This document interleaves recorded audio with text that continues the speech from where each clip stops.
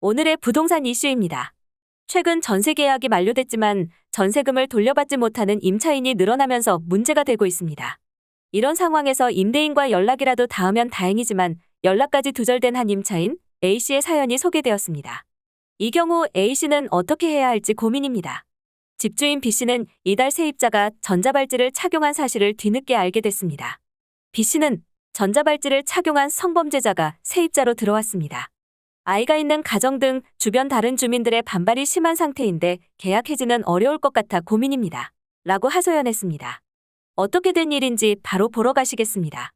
전세 계약 기간이 만료됐지만 연락이 두절된 집주인 때문에 임차인 A씨는 요즘 밤잠을 설치고 있습니다. 보증금을 돌려받기 위해 임대인에게 수차례 연락했지만 전화를 받지 않고 답장도 오지 않아서입니다. 기다리다 못해 보증금을 제때 달라고 독촉하는 내용 증명도 보냈지만 임대인은 여전히 묵묵부답입니다. 이 경우 A씨는 어떻게 해야 할지 고민입니다. 고민수 변호사는 이 경우 임차권 등기 제도를 활용하라고 조언합니다.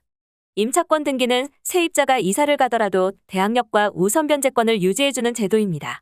일반적으로 주택도시보증공사의 전세보증금 반환보증보험에 가입한 임차인은 문제 발생 시 허그의 안내를 받아 임차권 등기 절차를 진행하게 됩니다. 보증보험에 가입했다고 바로 전세금을 돌려받을 수 있는 것은 아닙니다.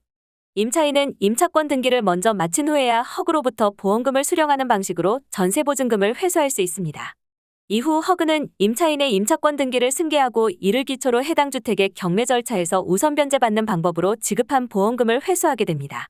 임차권 등기를 마치면 임차인은 임대인에게 전세보증금을 돌려줄 때까지 연 12%의 지연손해금을 청구할 수 있습니다. 높은 이자를 통해 전세보증금을 돌려주지 않는 임대인을 압박할 수 있는 것입니다. 이는 동시이행 의무가 소멸되기 때문입니다. 동시이행은 쉽게 말해 물건과 금전을 동시에 주고받는다는 거래 원칙입니다. 일반적으로 전세 계약 체결 후 약 1개월가량 지난 후 잔금일에 전세보증금 잔액과 주택을 주고받습니다. 이때 임대인은 기존의 권리관계 등을 정리하고 임차인은 체결한 전세계약서에 먼저 확정일자를 받아 은행권 전세자금 대출을 신청하기도 합니다. 동시이행의 원칙은 계약이 만기됐을 때 전세보증금과 주택을 다시 맞교환하는 경우에도 적용되지만 임차권 등기가 있다면 그때부터 지연이자 청구가 가능합니다. 임대인들은 대개 돌려주지 않은 전세보증금에 대한 연 12%의 지연손해금이 부담스럽기 때문에 이 시기쯤 보증금을 돌려주는 경우가 많습니다. 이때 임차인은 전세보증금을 돌려받을 때까지 기다렸다가 임차권 등기 해지 절차를 이행하면 됩니다. 실무적으로는 전세보증금을 계좌로 이체받고 임차권 해지에 필요한 해지증서, 위임장 등을 임대인에게 내어주면 됩니다. 물론 이때 임차권 등기 명령의 신청과 그에 따른 관련 비용도 임대인이 정산해줘야 합니다. 전세보증금을 돌려받기 어렵다고 예상되는 경우에도 임차권 등기는 여전히 필요합니다. 예를 들어 임대인이 소유권자로 명의만 있고 사실상 신용과 자산이 없는 전형적인 전세사기 사건에서는 경매 배당 절차에서 보증금을 회수하는 사례가 많습니다. 최소 1년 6개월 이상이 소요되기 때문에 인사발령, 학업 등으로 불가피하게 이사를 해야만 하는 상황을 대비해야 합니다. 임차권 등기로 대항력과 우선 변제권이 상실되지 않도록 조치한 다음 이사를 해야 합니다. 이때도 법원에 임차권 등기 명령만 있는 것으로 부족하고 반드시 임차권 등기가 완료된 것을 확인한 후 이사 또는 점유를 해제해야 합니다. 집주인 B씨는 이달 세입자가 전자발찌를 착용한 사실을 뒤늦게 알게 됐습니다. B씨는 전자발찌를 착용한 성범죄자가 세입자로 들어왔습니다. 아이가 있는 가정 등 주변 다른 주민들의 반발이 심한 상태인데 계약 해지는 어려울 것 같아 고민입니다. 라고 하소연했습니다. B씨는 주변 주민들로부터 항의를 받고 있지만 정식 임대계약 해지는 어려워 곤란한 상황을 겪고 있다고 21일 밝혔습니다.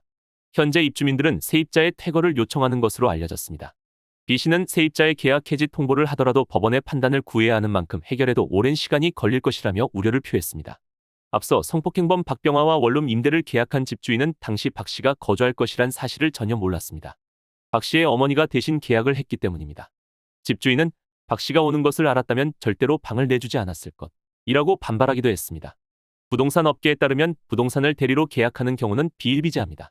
서울 강남구 역삼동의 한 부동산은 성범죄자가 사전에 말을 해주지 않으면 계약할 때 일일이 확인하기는 쉽지 않다 라면서 계약상 결정적 영향을 미치기 때문에 집주인은 계약 무효 사유라고 주장할 수는 있겠지만 부동산 입장에서도 도움을 줄 수 있는 것은 없다 라고 말했습니다.